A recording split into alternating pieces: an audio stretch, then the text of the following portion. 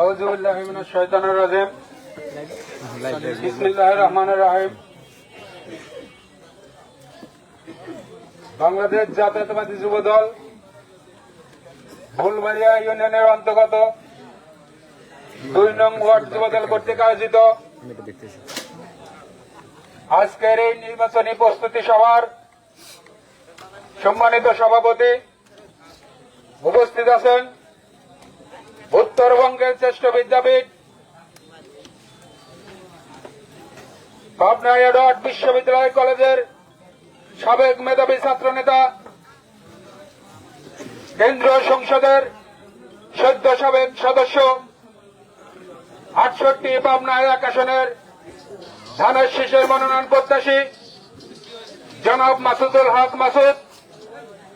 উপস্থিত আছেন সাঁথিয়া উপজেলা যুবদলের বিপ্লবী আহ্বায়ক জনাব ইলিয়াস আহমেদ বিপ্লব ভাই, যুগ্ম আহ্বায়ক রাজা ভাই সহ সকল সহযোদ্ধা এবং আমার সামনে উপবিষ্ট 2 নং ওয়ার্ডের নেতৃবৃন্দ, সবাইকে আমার ব্যক্তিগত পক্ষ থেকে ও আমার প্রাণপ্রিয় সংগঠন বাংলাদেশ জাতীয়তাবাদী যুবদল সাঁথিয়া উপজেলা শাখার পক্ষ থেকে জানাই রক্তিম অভিনন্দন এবং ধানের শীষের শুভেচ্ছা। প্রিয় ভাইয়ের আমার, আপনাদেরকে স্মরণ করিয়ে দিয়ে আমি একটি কথা বলতে চাই।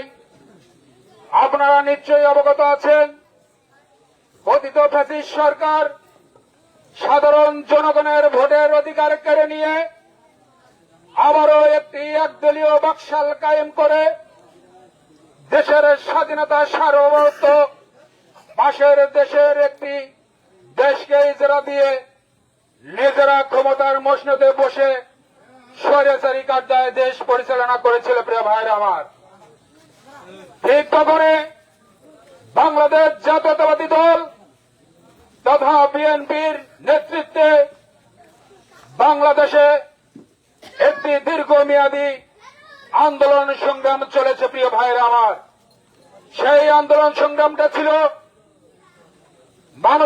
সাধারণ মানুষের ভোটের অধিকার ফিরিয়ে দিয়ে এই দেশের স্বাধীনতা সার্বভৌমত্বকে ফিরিয়ে এনে একটি গণতান্ত্রিক সরকার ব্যবস্থা পুনর্প্রবর্তন করা। প্রিয় ভাইরা আমার, আমাদের এজেন্ডা কি এই ছিল না? আমাদের এজেন্ডা কিন্তু সেইটা ছিল। আমরা আল্লাহর অশেষ রহমতে দীর্ঘ 16টি বছর পরে হলেও এই ফ্যাসিস্ট সরকার ছাত্র জনতার বিপ্লবের মাধ্যমে আজ পালাতে বাধ্য হয়েছে ঠিকই, কিন্তু এখনো কিন্তু আমরা জনগণের ভোটের অধিকার ফেরত দিতে পারিনি।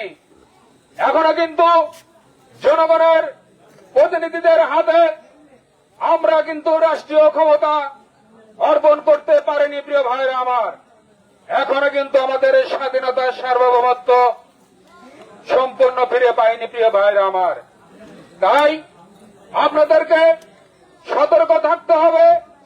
আমরা কিন্তু স্বাধীনতা অর্ধেকটা অর্জন করেছি, বাকি অর্ধেকটা অর্জিত হবে আমাদের মূল লক্ষ্য যখন অর্জিত হবে। আমাদের মূল লক্ষ্য কি? এই বাংলাদেশের জনগণের ভোটের অধিকার ফিরিয়ে দিয়ে বাংলাদেশের জনগণের মালিকানা জনগণের হাতে ফিরিয়ে দিয়ে এই দেশে একটি জনগণের সরকার প্রতিষ্ঠিত করা। শুধু তাই নয়, আমাদের জনগণের সরকার প্রতিষ্ঠিত হলে প্রথম পর্বের কাজ শেষ হবে, কিন্তু আমাদের দেশ নায়ক জনাব তারেক রহমান এখানেই থেমে থাকেননি। তিনি বুঝেছিলেন যে এই দেশটাকে তারা খুবলে খুবলে যেভাবে খাচ্ছে, এই দেশটাকে যেভাবে তলাবিহীন ঝুড়িতে আবার রূপান্তরিত করেছে, এই দেশের হাল আবার ধরলে এই দেশটাকে সম্পূর্ণ আবার ভেঙে সাজিয়ে মেরামত করতে হবে। না হলে কোনো মতেই এই রাষ্ট্রটাকে পরিচালনা করা সম্ভব নয়। এখন আপনারা দেখতে পাচ্ছেন যে সরকার এখন ক্ষমতায় আছে, তিনারাও অনুধাবন করতে পারছেন যে এই রাষ্ট্রটাকে সংস্কার করতে হবে। সংস্কার ছাড়া এই রাষ্ট্রটা কোনো মতেই আর সঠিকভাবে পরিচালনা করা সম্ভব নয়। তাই প্রিয় ভাইরা আমার, আমাদের কিন্তু মূল লক্ষ্য হলো মানুষের জনগণের ভোটের অধিকার ফিরিয়ে দেওয়া।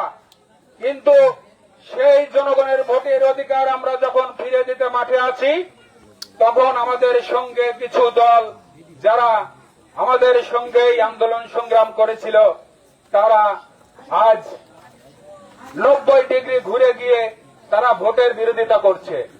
ভোটের বিরোধিতা কিভাবে করছে? তারা কিন্তু মুখে বলছে এক, আর কথা কামে বলছে আরেক। তারা একটি নতুন পদ্ধতি আবিষ্কার করেছে। কি পদ্ধতি? পিআর পদ্ধতি। পিআর পদ্ধতির মানে কি? পিআর পদ্ধতিতে কিভাবে ভোট হয় আমরা আপনারা কি জানি? সাধারণ জনগণ কি জানেন? জানেন না। আপনি ভোট দিবেন আফগানিস্তানে, ভোট চলে যাবে পাকিস্তানে। আপনি ভোট দিবেন করিমকে, এমপি হবে রহিম। তাহলে কি এটা ভোট হলো? আপনি কি চান না যে আপনি কাকে ভোট দিচ্ছেন, আপনি কোন পদ্ধতিতে ভোট দিচ্ছেন, পাশাপাশি এই অঞ্চলের আপনি কাকে ভোট দিচ্ছেন সেটা কি আপনার চেনার অধিকার নাই? পিআর পদ্ধতিতে কোনো প্রার্থী থাকবে না, শুধু প্রতীক থাকবে। আপনি প্রতীকে ভোট দিবেন, কেন্দ্র থেকে আপনাকে সিলেক্ট করে দিবে আপনার এমপি কে হবে। আপনাকে যদি সাথিয়া থেকে এমপি না দিয়ে যদি আপনাকে সেই মঙ্গল গ্রহ থেকে একজনকে এনে আপনার সাথিয়াতে এমপি করে, আপনার সাথিয়ার সুযোগ সুবিধা বা আপনার সাথিয়ার যেসব সমস্যা আছে সেগুলো কি বুঝতে পারবে? তার কি দরদ থাকবে সাথিয়ার প্রতি? তাহলে তারা কোন আপিলে এই কথা বলে যে পিআর পদ্ধতিতে নির্বাচন হবে? আসলে তারা নির্বাচন চায় না।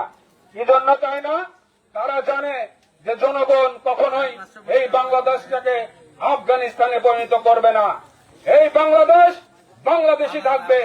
এই বাংলাদেশ শহীদ জিয়াউর রহমানের যে বাংলাদেশ, খালেদা জিয়ার যে বাংলাদেশ, তারেক জিয়ার যে বাংলাদেশ, সেই বাংলাদেশই থাকবে। প্রিয় ভাইরা আমার,